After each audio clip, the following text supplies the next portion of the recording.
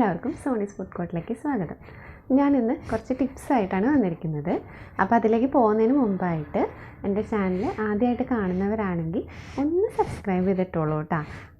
അപ്പോൾ പിന്നെ നമുക്ക് നമ്മുടെ ഒന്നാമത്തെ ടിപ്പിലേക്ക് പോവാം. Okay, hi. അപ്പോൾ ഒന്നാമത്തെ ടിപ്പ് നമുക്ക് ചെയ്യാം അല്ലേ. അതിന് വേണ്ടി ഞാൻ എടുത്തിരിക്കുന്നത് ഒരു കവറാണ്. ഈ കവറ് ഒരു റവയുടെ കവറാണ് കേട്ടോ. നമുക്ക് കാണാൻ പറ്റുന്നില്ലേ, റവയുടെ കവറാണ്. അപ്പോൾ അതിൽ ഇത്രയും ബാലൻസ് റവയുണ്ട്. അപ്പോൾ ഇങ്ങനെ ബാലൻസ് വരുമ്പോൾ ഒന്നില്ലെങ്കിൽ നമ്മൾ എന്ത് ചെയ്യും, കുപ്പികളിൽ ഇട്ട് വയ്ക്കും, അല്ലെങ്കിൽ റബ്ബർ ബാൻഡ് ഇട്ട് വയ്ക്കും. അല്ലാതെ ചെയ്യാൻ പറ്റുന്ന ഒരു വഴിയാണ് കാണിച്ചു തരുന്നത്.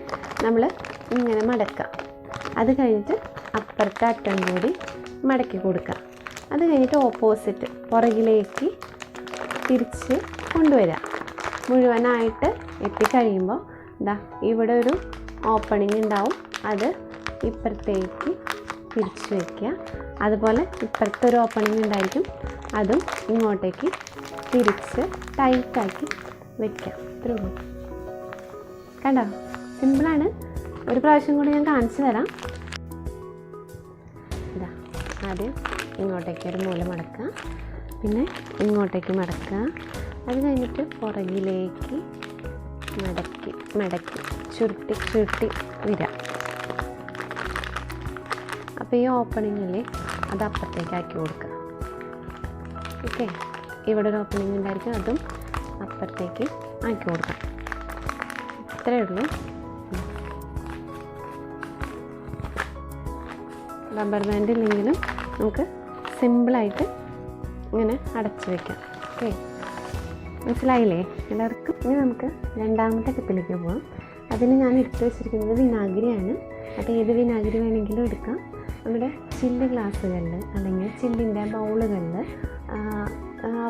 ഓരോ കമ്പനികളുടെ പേര്, അല്ലെങ്കിൽ ഇപ്പോൾ നമുക്ക് സ്വർണ്ണക്കടയിലൊക്കെ പോയി കഴിഞ്ഞാൽ കല്യാണിൻ്റെ അല്ലെങ്കിൽ ജോസ്കോ അങ്ങനെയൊക്കെ പേരുകളുള്ള ഗ്ലാസ് ബൗളുകളൊക്കെ കിട്ടും. അപ്പോൾ നമ്മൾ ആ പേരുകൾ കളയാൻ വേണ്ടിയിട്ട് ഒരു പാത്രത്തിലേക്ക് കുറച്ച് വിനാഗിരി ഒഴിക്കുക. അത് കഴിഞ്ഞിട്ട് ആ പേരുള്ള ഭാഗം അതിലേക്ക് മുക്കി വയ്ക്കുക, വിനാഗിരിയിലേക്ക് മുക്കി വയ്ക്കുക. എന്നിട്ട് കുറച്ച് നേരം അതിനെ റെസ്റ്റ് ചെയ്യാൻ വെക്കണം. 10 മിനിറ്റെങ്കിലും വയ്ക്കുക. 10 മിനിറ്റ് കഴിഞ്ഞിട്ട് പതുക്കെ ഒന്ന് സ്ക്രാച്ച് ചെയ്തൊരു പാത്രം കഴുകുന്ന സ്പോഞ്ച് കൊണ്ട് ഒന്ന് ഉരച്ച് കഴിഞ്ഞാൽ അതിലുള്ള പേര് പോയി കിട്ടും. അപ്പോൾ അത് കാണിച്ചു തരാനായിട്ട് എൻ്റെ ഗ്ലാസും ബൗളൊന്നും ഇല്ല. എൻ്റെ ഉണ്ടായിരുന്നതൊക്കെ ഇതേപോലെ വിനാഗിരി ഒഴിച്ച് ഞാൻ എല്ലാ പേരുകളും കളഞ്ഞ് ക്ലീനാക്കി വെച്ചിരിക്കുകയാണ്. അപ്പോൾ വളരെ എളുപ്പമാണ്. ഒരു 10 മിനിറ്റ് അതവിടെ മുക്കി വെച്ചിട്ട് നമുക്ക് മറ്റുള്ള പണിയിലേക്ക് പോകാം. അത് കഴിഞ്ഞ് കുറച്ച് കഴിഞ്ഞിട്ട് ഒരു 10 മിനിറ്റെങ്കിലും കഴിഞ്ഞിട്ട് വന്നിട്ട് ജസ്റ്റ് ഒന്ന് ഉരച്ച് കഴിഞ്ഞാൽ അത് പൊക്കോളൂ കേട്ടോ. സിമ്പിളാണ്. നമുക്ക് നമ്മുടെ ഗ്ലാസ്സുകളും ബൗളുകളൊക്കെ നീറ്റായിട്ട് വെക്കുകയും ചെയ്യാം. മൂന്നാമത്തെ കാര്യം എന്ന് പറയുന്നത് ഞാൻ പറയുകയാണ്, നമ്മുടെ വീടുകളിൽ നമ്മൾ പച്ചക്കറി അരിയാനായിട്ട് കട്ടിംഗ് ബോർഡുകൾ ഉപയോഗിക്കും. അപ്പോൾ പരമാവധി മരത്തിൻ്റെ കട്ടിംഗ് ബോർഡ് ഉപയോഗിക്കാൻ ശ്രദ്ധിക്കുക. പ്ലാസ്റ്റിക്കിൻ്റെ കട്ടിംഗ് ബോർഡ് ഉപയോഗിക്കുമ്പോൾ നമ്മൾ പച്ചക്കറികൾ അതിൽ വെച്ച് അരിയുമ്പോൾ ആ പ്ലാസ്റ്റിക്കും ചെറിയ ചെറിയ കഷ്ണങ്ങളായിട്ട് നമ്മുടെ പച്ചക്കറികളുടെ കൂടെ വരുന്നുണ്ട്.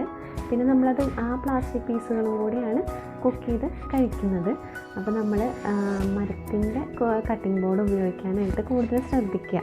പിന്നെ എന്താണെന്ന് വെച്ച് കഴിഞ്ഞാൽ കട്ടിംഗ് ബോർഡ് ഉപയോഗിക്കുമ്പോൾ ഒരു സൈഡിൽ പച്ചക്കറികൾ അരിയുക, മറ്റേ സൈഡിൽ നോണായിട്ടുള്ള ചിക്കൻ, ഫിഷ് അതൊക്കെ കട്ട് ചെയ്യാനായിട്ട് എടുക്കുക. രണ്ടും ഒരു സൈഡിൽ തന്നെ ചെയ്യാതിരിക്കാനായിട്ടൊന്ന് ശ്രദ്ധിക്കുക.